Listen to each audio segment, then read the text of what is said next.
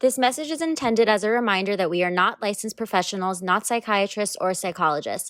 If you have a serious problem, please seek professional help. The National Suicide Hotline is 1-800-273-8255. That's 1-800-273-8255.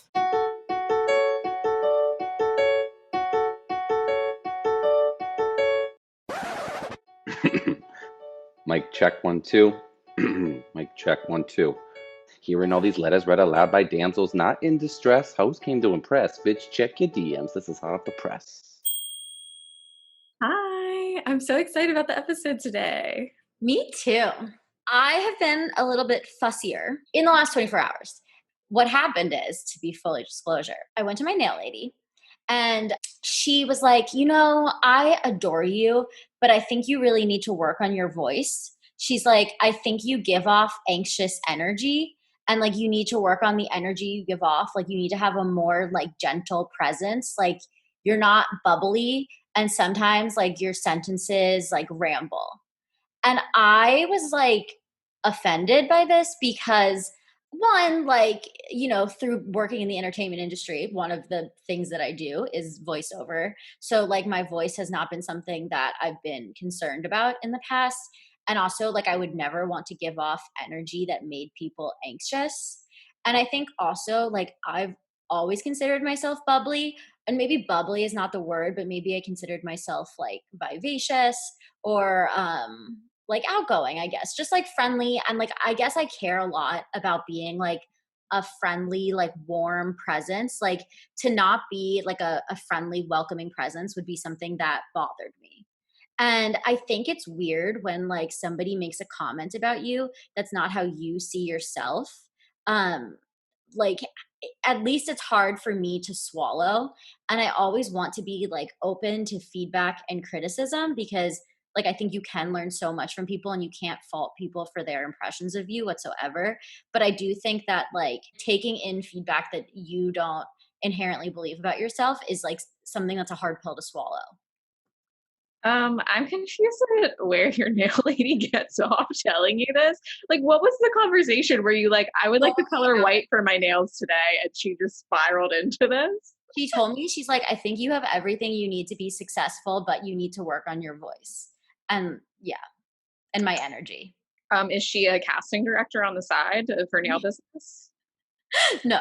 Lauren, why are you listening to your nail lady? I was really offended. It's just a random and rude thing to say to someone. Did you ask for this feedback? Absolutely not. I did not ask. And then I asked if she gives this feedback to all her clients. And she said no, just the ones who I feel are ready to hear it. Okay, well, you know what? If you wanted that advice, you would go to like a tarot card reader or something. Like, I don't understand, but well, I don't feel that way about you, and I don't think you should take one person's opinion. Like, I don't know why she felt the need to tell you this, like, especially if you didn't ask for it. I mean, I get it though. I feel like I've been a little bit sensitive too, and maybe that's because I'm on my period. But yeah, I feel like I'm the same way. Literally last night I was in Ralph's and I hadn't been in a while, so I had to get a bunch of stuff. And this like teenage boy behind me was like, "Wow, you bought the whole store." And I was like, first of all, where's your mother? Second of all, like it literally upset me for like 5 minutes. And I know you would probably say, I've been upset with this for almost 24 hours. In fact, 24 hours. well, you shouldn't feel that way. I was just thinking how lucky I was to have chosen you to do this podcast because Wow. you have a very soothing presence. You always give me really good advice. You always ask the guests very good questions. And I don't think that you should first of all, you need to break up with your nail lady. Your nail lady ghosts you. She tells you you have an anxious energy. Lauren, there are plenty of other nail places. Go somewhere else. Good. It's changed my nails. Oh my God, no, I get it. Look, I got marble done this time. Oh, they're beautiful. Yeah. It is my toxic relationship in my life. I have not been on the dating apps because I think that it's funny because you know how I've said I'm going to take a break like probably like 5 times on this podcast so far, and then I never do. I always blamed it on like society's pressure for me to find a partner. But I'm also like starting to like reflect back on our episode with Lily and realize that I kind of have an unhealthy relationship with my phone. Hmm. And when I'm bored, I go to the same apps. Like I'll go to Instagram and I'll go to Hinge or I'll go to Twitter, and like they're kind of like a time suck. Like I remember it was, when was it, Sunday, that we were both up early and like texting Yeah. at like 6 a.m. I don't know why we were both up, but I literally thought to myself, like, you need to take your phone out of your room and put it somewhere else. Cause it's like, that's the first thing I do when I wake up. I'm just on it all the fucking time. And it's Yeah. just like wasting a bunch of my energy. I need to stop giving my energy to people who don't deserve it and things that don't deserve so much of it, like my phone and like fuckboys. And I just want to like take a break from everything. And think about what really makes you happy. Like, Mhm. what are the activities that you do that you truly feel happy? Because you Mhm. should be doing more of that and less of the things that make you unhappy. Yeah, I'm tired of just constantly being on the apps and like, who am I going to talk to next and who's going to consume my time? It's just a cycle that isn't working for me right now. And I'm just trying to take a step back from it. Sounds like we both need to get rid of some toxic energy. Definitely. And you know who's a great person to help us do that? I think I have an idea, but tell me who. Our guest today. Let's go chat with her. All right, so we're so excited to welcome Rachel Wolfson to the podcast today. Rachel is an LA-based comedian, a cannabis advocate. She makes her own memes. She's just an overall badass. I don't know if I missed anything there, No, Rachel. that's perfect. Perfect intro. Yes, thanks so much for joining us. I'm excited to be on the internet, not in real life, but one day maybe in real life. I know, and you're in LA right now, right? Yeah, are you both in LA? I am. Lauren is in Philadelphia. Yes, but I should be in LA normally. Did you move back in with your parents temporarily? Yeah, so I've been living with my parents during the pandemic, but my boyfriend moved to New York also. So I was long distance like you, but it was like more convenient also to be on the East Coast since he moved in February to New York. Right. Oh my God, I also moved back in, but temporarily Yeah. with my parents for a good portion of the pandemic. Yeah. That Yeah, a lot of people are like just getting back, I feel like, to normal life, sure. whatever the new normal is. I kind of liked it though, because when else are you going to get to spend this like quality time with your parents when they're now like not your authoritative, Right. they're your friend? Yeah. You know? Like I can smoke weed in front of my parents now, whereas like that would never happen. We definitely want to talk about you being a cannabis advocate as you are engaging over there. So please tell us like a little bit about how you got involved with that and like why you were inspired to be a cannabis advocate. Well, basically, I started getting into weed in college because my history is basically I live with depression and anxiety. I was diagnosed from an early age with it. I think officially when I was 12, but I also was diagnosed with ADHD when I was as young as 5 years old, and like started taking pharmaceuticals like Ritalin and Adderall like at a very very young age. 5 is very young. So throughout my adolescence, I was on pharmaceuticals, and then I got to college, and I went away to college in Vermont, which is extremely liberal, like the most liberal state in the country. But that was after being spending my senior year of high school in a lockdown in Utah, kind of like what Paris Hilton summer lockdown that she went through, that her new documentary has an episode about, I believe. So I went from one of the most conservative states, being medicated, continuing that process, to then moving to Vermont, discovering cannabis through like an ex-boyfriend or something. And then I just fell in love with it, but I was still carrying a lot of shame because my parents my dad's a politician, both of them were. It wasn't until that I moved, I was in Vermont, and then I moved to DC, started smoking heavily there, moved down to Florida. When I was in Florida, the cop showed up at my door one time because of a smell of weed, and I got freaked out, and I was living there for like 5 years, and I was like, fuck this. I'm going to move to California. I want to be closer to home, and I want to live in a place where like weed isn't so stigmatized and it's not so illegal. Because at the time I was living in Florida, weed was so incredibly illegal that even if they found the smallest amount, it was a felony. So I moved to California, and my family's from Las Vegas, and I didn't want to move there. So I moved to LA. My dad's born and raised in the Valley, so I'm like Valley girl adjacent. But I moved out here. I wanted to work in entertainment. I had a background in marketing. That's what I went to college for. And I just took any job. I've always worked since I was 15, in and out of any kind of job, restaurant industry, receptionist. I worked, whatever. And then I started my own little marketing thing. And then eventually one day it just like clicked. I was like, I should work in weed. Like I need to like start getting into weed. In college, I studied normal. I took a class on social movements, and that was the social movement that I wanted to study because it is a social movement. Basically, I went from dating a guy when I moved out to LA. I moved in with him. I thought I was going to marry him. He really gave me a hard time about weed. And mind you, I had just moved to LA. I'm so excited to finally be in a place where weed's legal. And here I am dating this guy who's like very controlling and even like just would shame me for it. Like he'd be like, you change when you're on weed. I'm like, no, I just become more of the person that I am, like this is just who I am. So him and I broke up, and then I started dating someone else who smoked a lot of weed, and he worked in the industry. He worked with Tommy Chong. And then through that, I started making my memes. I started dabbling, like helping out at the cups, the High Times cups, working for cannabis brands. Then I met my friend Olivia, who's the founder of Kush Queen. I sent her a resume on LinkedIn. I found how I discovered her was I was on Instagram. I started my Wolfie Memes account because I was like, okay, I'm going to make memes. What do I love?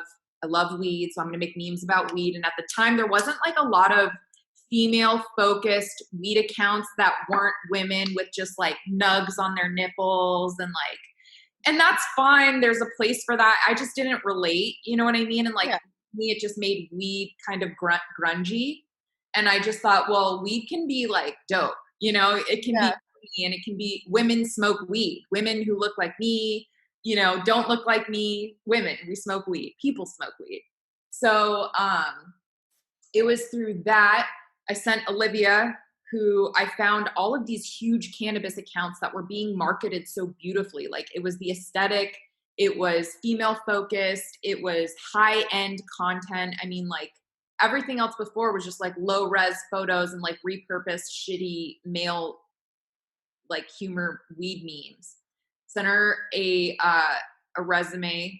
We met up, and then from that moment on, her and I teamed up. We started making content for the Bud, or BuzzFeed, formerly known as, which was her YouTube. We started a podcast. We started going, just creating so much content at a time where, again, it's much different than it is now. There just wasn't that much content out there that was high end, high quality, female focused, educational, well done, people who looked like us. And that's like kind of how I really got into the industry. And then I started bud tending. I started working for Dr. Dina, who's like a really well-known popular figure in cannabis, female-owned business owner who's been doing it since before it was legal. She's a real OG. And just like, if I wanted to, I wanted to be about it. I wanted to, if I was going to be out here representing the plant or interested, I wanted to work with it. I wanted to, get to know the plant per se. Yeah. And so I also felt like some kind of responsibility of like using my image to kind of normalize it. Because again, like there wasn't girls who looked like us who felt comfortable with like posting themselves with a picture smoking a joint. Like, so many of us were scared we would get fired or we wouldn't get into that college or like our family would disown us, and that's a real fear that people still, live with today, depending on where you are and, where you're from. So that's the long story short of how I got basically into cannabis. And now today, I use my memes to transition into stand-up, which is my main love now. Yeah, and that's actually how I started getting into writing about it, because when I was doing my master's thesis in like 2015, I decided I wanted to do it on cannabis and how it affects mental health. And it was actually really hard, even in 2015, to find like any kind of research on it, any kind of books on it. I mean, I think the best like advice or like big takeaway that I got from that was from a lot of the doctors and nurse practitioners that were recommending it to patients. They were like, it's not for everyone. Like, it's obviously not going to be for people that, you know, like, and there's also so many different strains, right? So like if you have anxiety or you have like an underlying condition, you have to be really careful with that. But they were saying that, like, I thought it was so interesting. They were like, for PTSD, it's the best thing, like hands down. They were like, people get off of all of their meds. They stop like hitting their partners in the middle of the night. And it was just so interesting back then, because I feel like the stigma was still there, kind of like you were talking about, Rachel, of like, oh, it's not a real medicine. People are just like stoners that are on it. And like kind of like switching that perspective. It's just been like interesting to see over the years. Well, very much so. The stigma is still there, depending on, you know, like there was this guy, this like policymaker. I think he worked like in the White House. His name's Kevin Sabat. He's terrible. I don't know how I even was following him. I think it was to just basically troll him, because he pushes out like still like articles of information against the medicinal use of cannabis, and he just talks shit about it. And it's like, dude, this is so tired. You know what I mean? Like, we're not thinking like this anymore. This is like this is not an evolved way of thinking about cannabis, and it's just the wrong side of history. And yeah, there's very much, you know, and there's just still so much work to still be done. And there needs to be, you know, there's the fact that we live in the United States, but half the country doesn't have access to something, you know, and depending on where you are and, you know, the color of your skin, you're more likely to be arrested for something like cannabis. So until that stops happening, until we, you know, release people from the jails and the prison systems for cannabis incarceration, like the work is not done. So it's, and that's another thing that, as much as I wanted to use my image, I wanted to bring that educational side and not just be a white woman who smokes weed on Instagram for likes. Because I think that there has been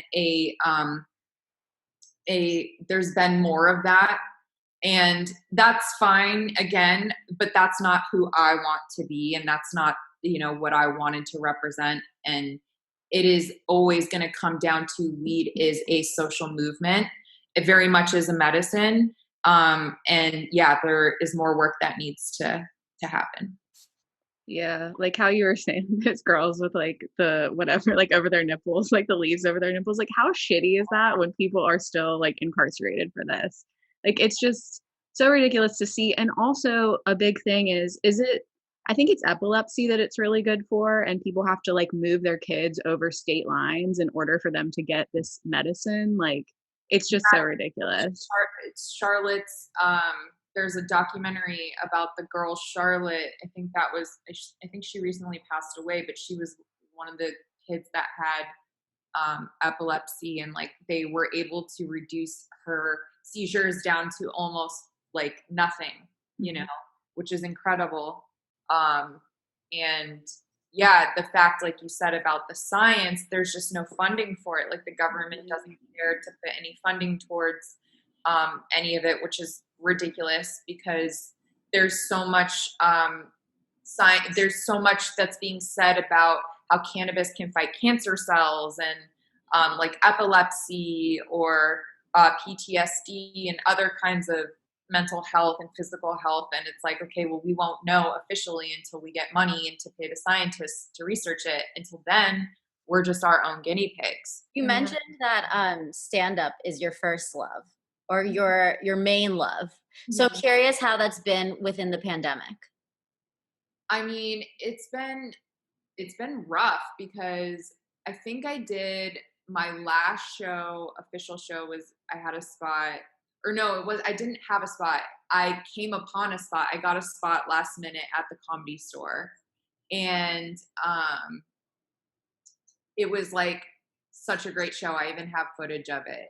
It was the night that Tom Hanks found out that he got coronavirus. And then I think the NBA started canceling like the season.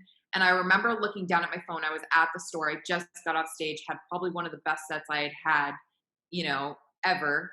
I was just really loose, crowd work, topical about coronavirus. And I think even in that moment, I was like, oh shit, like what is going on, and then things started canceling more. And I was like, okay, like, I don't even think I processed at that moment that would be one of the last times, like, I would be doing stand up, or at least like for the foreseeable future. And basically,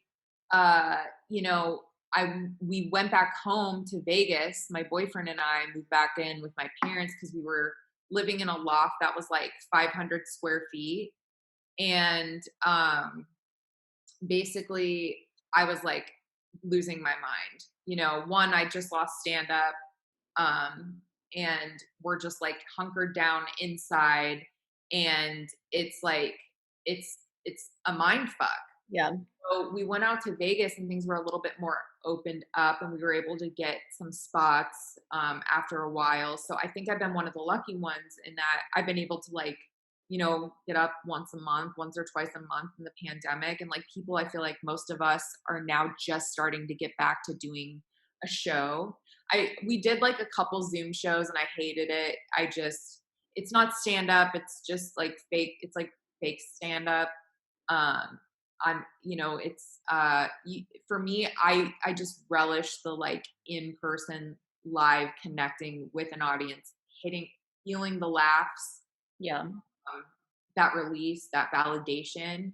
And so, yeah, it hit me really hard. Like my depression has been, very intense during this pandemic. I feel like I'm just now starting to come out of it because things are starting to open up and I'm starting to get, work is starting to come back a little bit. But again, I'm kind of like a baby in comedy. I'm only 4 years in. But it's something that ever since I started, I haven't stopped. It's been a consistent in my life for 4 years, and something I do pretty much every day and every night as much as possible. I was opening for headliners, going on the road with them, traveling. Like it was starting to be,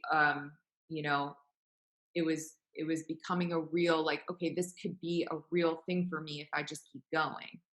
So yeah, I mean, I'm just waiting for it to come back. Yeah. And also that word pivot, which I hate, but it's like, how can you pivot? How can I work on other things and other skills? And I've just been trying to get more into sketch and acting and writing and kind of strengthen those things and work on the things that I can control. So we want to talk a little bit about your relationship with Matt and how you guys met. So let's start there.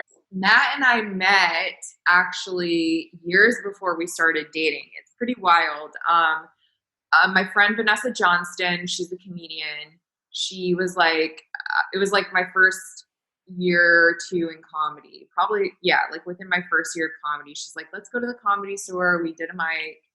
And we're on the patio.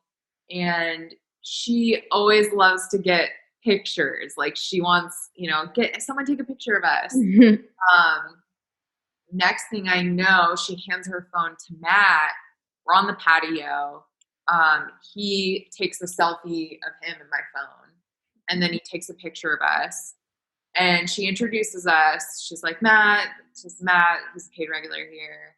And then this is Brian Simpson. And we were just like chatting or whatever. And yeah, I remember like before this, Vanessa is like a social butterfly. She'll, we'll be in a group and like the next thing I know, I'm just like, what? I'm looking at my phone, or, sometimes you're just high at the Comedy Store and you can't be bothered. And next thing I know, like Matt and I are talking and we're like, Selena comes on the radio or something happens and like Selena, the movie Selena gets brought up. And I just was like, in my mind, I'm like, I love a man who loves Selena, you know, or knows, or like, it's like a appreciation of Selena. And he had a good laugh. He had a good smile. He just had a good vibe. And I just didn't, I think she told me afterwards that he has a girlfriend. But then I heard like Vanessa, so that was at the Comedy Store in like 2017. And then like Vanessa and I hung a few days later, and I had heard that Matt was asking about me, but I had a boyfriend and he had a girlfriend. But Vanessa made a comment that he was asking about me. And I just was like, I just paid no attention to it, but I remember like kind of like storing it, lock, key, like I can't do anything about it now, but I'll just save that information. One night, years later, like we're reading a book. It was stormy. Chapter 3. So basically what had ended up happening, I was in this relationship and that came to an end. We were together for like 2 years. And my ex ended up, I think, leaving me for someone who in the office, and they work in comedy. Fuck him, we hate him. I'm actually totally okay with it because I want him to be happy. Yeah. And I'm with Matt, and I just like wouldn't have it any other way. But Yeah, we'll hear your real thoughts later. Just kidding. yeah, like now that we're on camera. No. Yeah. So basically, I went through a breakup, and I rebounded with this guy who did improv, and he gave me mono, which should be no surprise. Sorry, it's not funny. That's not funny. Hilarious. Actually, it makes perfect sense. This guy that did improv gave me mono. I love that sentence. It's just, yeah, it's, anyways, so that happened. But like I just got out of a relationship. This guy was really hot, who I rebounded with. Like I deserved it. You know what I mean? Like that, at least it could have been worse. So I got that out of my system, and I kind of just like for the first time was like single, wasn't, attached to anyone. I'm healing, and next thing I know, I just like, I can't get Matt Edgar out of my mind. This person that I literally had one encounter with, but it's like I had created a space where I could remember that he was like interested and he was asking about me. And I thought that was very like romantic and flattering because I love when a man asks about a woman on his own and to add instead of like going to the DM or whatever. Yeah. But side note, I had a moment of weakness when I was with my ex-boyfriend, where it was like the end of our relationship. I think it was New Year's. My ex went back east. We did not spend it together. And I slid into Matt Edgar's DMs. I did. So there was always like something drawing me to him. So I slid into his DMs, and it was completely innocent. I just said Matt Edgar. And was it on like I need more details. Was it like on something he posted, or were you just randomly like Matt Edgar? I remember it was New Year's. I was like feeling lonely, and like we had like followed each other on Instagram, and like I don't know, I think like he popped up or something, and I sent him his name. I said Matt Edgar. And it was late. Obviously I was like drinking or something. It's New Year's, my boyfriend doesn't want to be with me. Also, is this the ex that was mean to you about weed or different? No. So I sent him his name, and then I fell asleep. And I also just like forgot about it because he didn't reply back right away. And I was like, fuck this guy. Like I shouldn't even be doing this, whatever. And so I wake up to a point. Like he's pointing to himself, like him. And I just like never responded. So cut to like months later, the spring, my ex and I break up. I hook up with the guy who gave me mono. And then like, I just like, I'm alone. and like Matt Edgar comes into my mind, and it's just like the universe is like sending me Matt Edgar, and I'm just like, the more I like try to ignore it, the more like it just gets louder, and I'm like, what the fuck? And so I asked my friend Sarah Weinshank, who is friends with his best friend Tony Hinchcliffe, and I was like, um, you know, she was gonna go do this festival in New York where Tony was gonna be a part of it. And I was like, ask Tony find out if Matt's single, you know? Curious. So she doesn't. She's like, I forgot, sorry. Back to New York, completely forgets. I'm like, you had one job. What the fuck? And cut to so Jeff Garland earlier that year, before my ex and I were together in January, right around the time that I had like messaged Matt that one time, Jeff asked me to open for him, and I didn't realize that Matt was Jeff's opener. So basically, I opened for Jeff. I thought I bombed, so I never thought I would hear from Jeff again. But Jeff's actually a really important figure in my life. He's like a comedy dad to me. He's like a mentor. So, you know, it's weird how it all happened, because it feels like the universe now in retrospect that I'm laying it out and like saying all these things that happened. Like it was like the universe was pulling Matt to me or us to each other. So after my ex and I break up, I hooked up with the improv guy, got that out of my system, asked Weinshank about Matt. She didn't. I was hanging out at the improv one night, and I think I had a spot.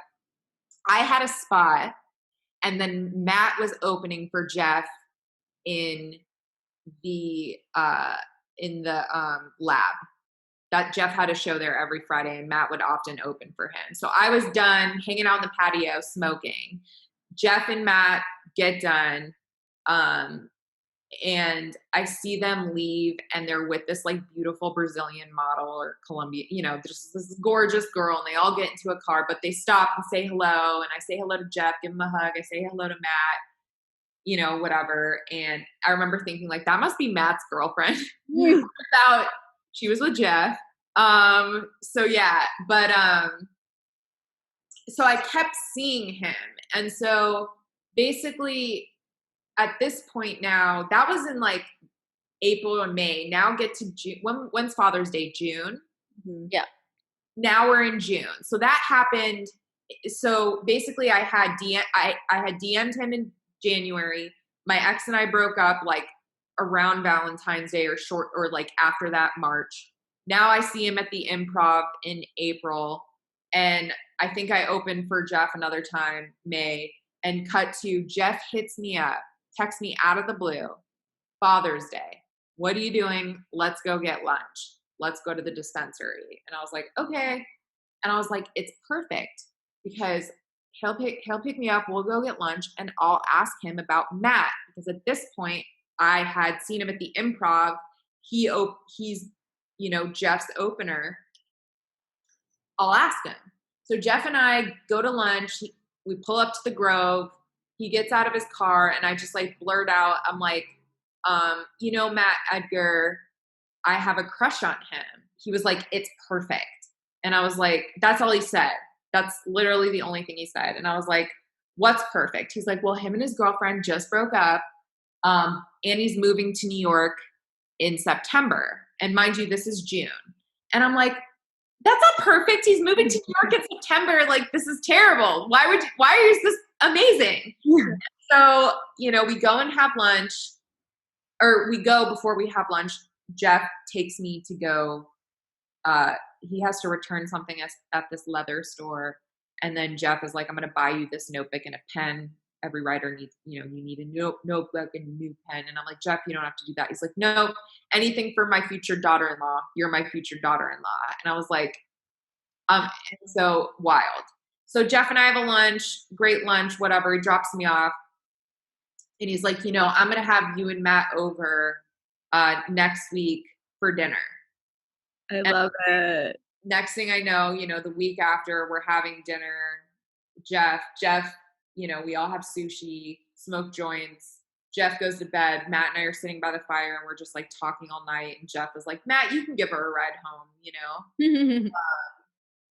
And so Matt gives me a ride home. We had the best conversation. Like, I remember like fantasizing about him, and he turned out to be like so cool and just such like a good person, loves stand up, and he was really into me. And I was like, wow, this is weird. This is wild. So anyways, he takes me home, but he doesn't kiss me. And I'm like, well, fuck Matt Edgar, because he isn't that into me. He's been twice now that you've been like, fuck this dude. Yeah, and I'm just like, because I'm just like, I don't know. But then, so basically Jeff is like, I'm going to have people over for 4th of July. And he's like, I'm going to invite you and I'm going to invite Matt. But after like Matt and I spent this night together, I hadn't heard from him. And I'm like, I know he had just like recently gotten out of a breakup, and he's moving to New York. So I was like, whatever. So I basically wait like days. I don't hear from him. And I text him and I was like, do you want to come over and smoke a joint after your set? Because he had a late night set at the store. Then he was like, yes. So he came over, smoked a joint, and then like we're talking till 4 a.m. And I look at him and I'm like, so do you want to smoke another joint? Do you want to go upstairs and make out? And that's when he kissed me. So I was like, is this guy just not going to put the moves on me? Am I crazy? Like what, whatever. And that's what started that. Like we basically have never been apart ever since. And Wow, that's beautiful. I know. I love that story. It's like, it's funny, like you had to kind of do a couple things to be like, okay, like, do you want to come over? Do you want to make out? Like, it's like, because everyone's always like, oh, wait for the guy to do it, wait for the guy to do it. And you were like, okay, I'm impatient. Like, I've already waited months. Let's just I fucking wrote do it. my own rules. I'm very much like old fashioned in a sense of like, you don't call the guy, you don't text the guy, you don't, but at the same time, it just felt like, why not? We deal with rejection all the time as comedians and in entertainment, and I just felt like, I don't know, I don't think that's always the case too. Like I think again, it's everyone is different, but it definitely feels like a lot of the time like the roles are reversed, and I don't necessarily hate that. Yeah. I think sometimes you inherently know when it's time to break your own rules. Cause like with my boyfriend, we've been together for 5 years.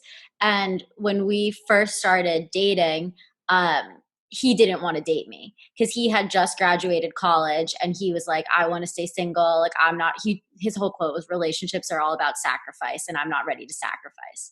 So I had to convince him to date me for a year until like we met, and then a year later was when we started dating.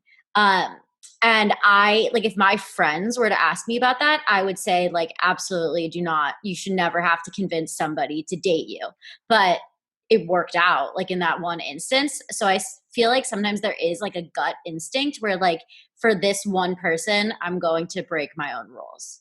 Mm-hmm. Yeah, I think exactly. Like, sometimes you got to throw the rule book out Mm-hmm. to get what you want or to get, whatever. And it's case by case basis. And yeah, I mean, I think that's also like the way that romance and relationships are interpreted is because of the way it's been marketed to us. Like Prince Charming, they're supposed to save us. We're supposed to be waiting for this. And it's like, no, bitch, we got to go out and get what we want. Chipotle just doesn't show up at your door if you don't order it. You know what I mean? Like, I like that. you gotta like put it out there. And yeah, I think that it's just like you can't judge yourself for who you are and what you have, and everyone's different. But you guys were in a long distance relationship, LA to New York, and our letter writer today also was in a long distance relationship. So the letter says, Dear damsels, I live in Los Angeles, and while one of the very few perks of this pandemic has been quarantining with my boyfriend, time has come for him to go back to New York City where he lives and works. We're both at a point in our careers where we feel like we need to be in different cities, but after spending so much time together, I'm a little worried about switching back into long distance mode. We were doing fine with this before the pandemic as our lives and careers were really busy, but now that I've gotten to spend more time with him, I'm a little more sad letting him go. While we both realize that our respective cities are what is best for us both at this moment, I'm still really going to miss him. Any tips to spice up our love life and help us still feel connected as we part ways this time around? Sincerely, going the distance. Relatable content. Yeah. Mhm. Well, I mean, for me, I feel like Brian and I have done long distance many different points in our relationship. So I relate to this heavily because since I've been on the East Coast, we've been spending more time together. I also feel like I relate to this in like the potential of leaving my parents, that I'm going to miss them when I'm back on the West Coast. But in terms of tips to spice up your relationship, I do feel like when you're getting back into your routine without them, I feel like the hard part about it is that you're still in your routine, but they're just no longer there.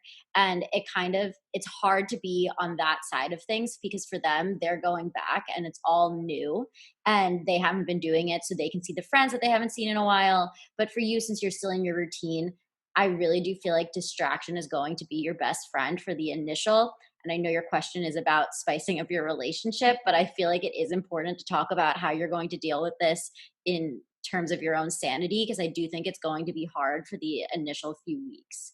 Um, for me, in terms of spicing up your love life and keeping connected while you're away, I think that one thing that's really important is having like emotional talks about what that's going to look like and being honest, because I think when you do get involved in your routine with somebody, you forget to have these like deeper emotional connections. And when you're spending so much time together, you sort of get into the mundane.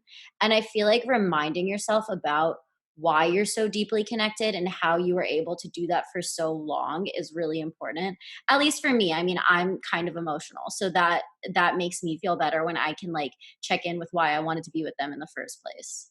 Basically, for me, I mean, it was so intense. It was like our relationship had just started, but it also had this like doomsday date to it, I guess.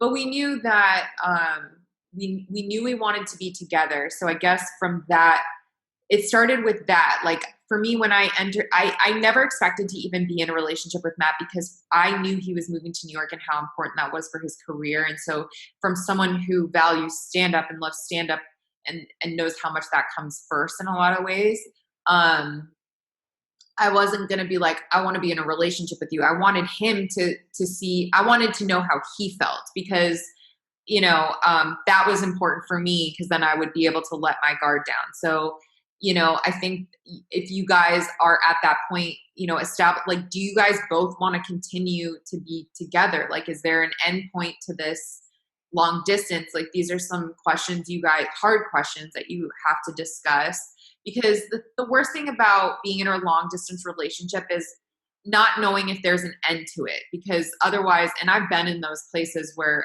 I did a long distance relationship a couple times in college, and, unless you guys have the end goal of ending up together and getting married, like there's really no point for it. It's just going to cause pain, or at least like where it's exclusive. Like if maybe you guys can have like an open situation, or, whatever, how mature or not.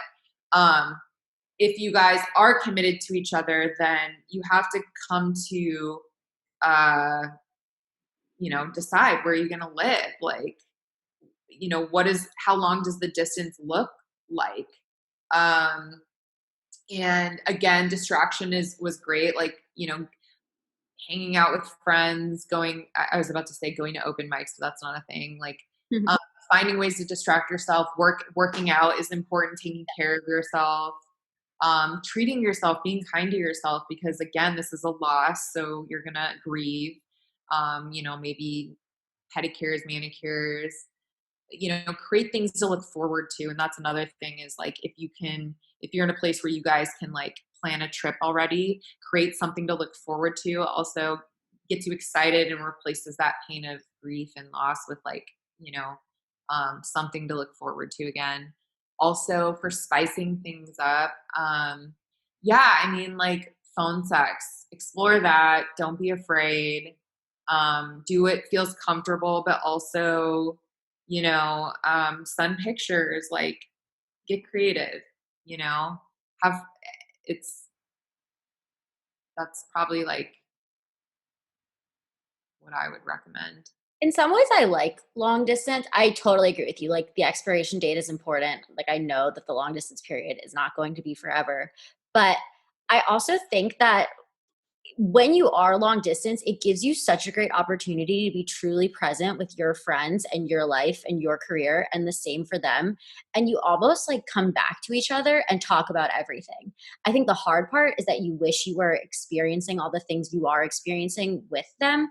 But if you just try to remember that, like at some point, if there is the expiration date on the long distance, then you will be having these experiences with them. And for now, like what an opportunity to be truly present in your own life.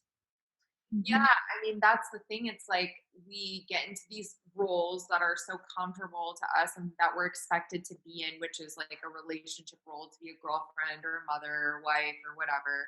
And it's like, again, like you said, the long distance. And I think a healthy distance creates that place where you can come back to your individual self and like really, where do we get to, honestly, as we get older, we get less us time. We have kids, we have a husband, we have a business, we have this and that.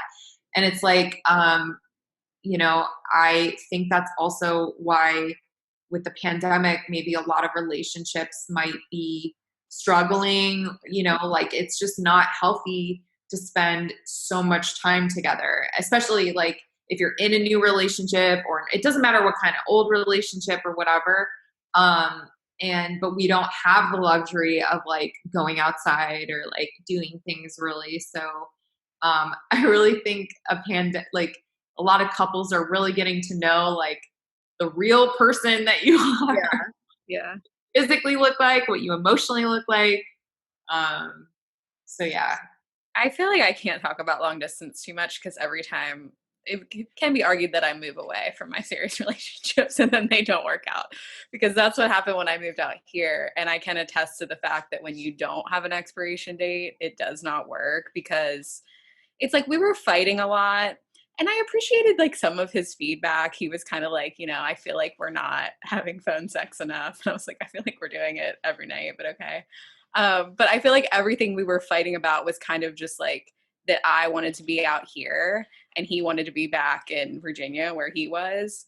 And it was almost like he was like hoping that I would come out to LA and not like it. And then he would like, make comments like, oh, you leased a car for 3 years? Like you're planning on being out there for 3 years? And I'm like, I mean, yeah, I'm not just going to move here and move back. Like, but yeah, I just think it was always this underlying thing of like, what's the solution here? Because you don't want to be here and I don't want to be there. And I just feel like situations like that never work. Mm-hmm. I dated this guy long distance. We met when I was going to school in Washington, D.C. He lived in New Jersey. He moved back home after he graduated to New Jersey. So I spent 2 summers there in New Jersey, which is like 2 extra summers than anyone should spend in New Jersey. But actually, I got to spend a lot of time in Philly, which I loved. Fell in love with, love Philly. Could totally live there. So, anyways, basically, he told me he just like wanted to live in New Jersey for the rest of his life, and I'm just like, that is not on any vision board of mine. Sorry, I shouldn't be on anyone's vision board, and like that's someone else's dream. And now he's married to his like New Jersey princess, and I wish them the best. But that's what I mean. Like, I think I had a hard time accepting that, like, he didn't want what I want. And, like, that both of our wants weren't wrong. I mean, obviously, like, I was kind of like, okay, that's kind of lame. You want to stay there. But that's what he wanted. And, like, I just feel like we both kept trying to, like, fight against it. And that's why it didn't work. Also, when you have a terrible communicator, like you guys were saying, like, obviously I wanted to talk about it and, like, like, you don't feel like we're having enough phone sex. Let's talk about it. Like, I'm glad you brought it up. But like he just like that was like the one complaint he had throughout the whole thing, and then like just didn't want to talk about anything else. So I'm just like, someone that shuts down also like shouldn't really be in a long distance thing, because it's I love when they compromise to what you want. Brian wanted to live in Northern California, planning on living in Southern California.